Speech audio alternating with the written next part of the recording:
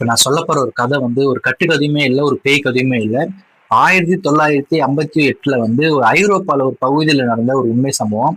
இந்த இடத்துல வந்து ஒரு பெண் வந்து யாருன்னே தெரியாத ஒரு பெண் வந்து திடீர்னு வந்து ரோட்ல இறங்கி டான்ஸ் ஆட ஆரம்பிச்சிருக்கா. அதை பார்த்த பொதுமக்கள் என்ன பண்ணியிருக்காங்கன்னா, அவளை கேலி பண்ணியிருக்காங்க, கிண்டல் பண்ணியிருக்காங்க. எல்லாரும் பார்த்து சிரிச்சிருக்காங்க.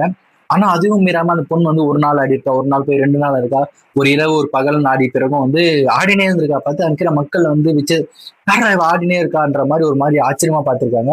அது மட்டும் இல்லாம அங்க எந்த ஒரு சத்தம் இல்ல, எந்த ஒரு மோனமும் இல்ல, எந்த ஒரு டான்ஸும் பொண்ணு எதுக்காக அப்படி ஆடி இருக்காங்க யாருக்குமே தெரியல.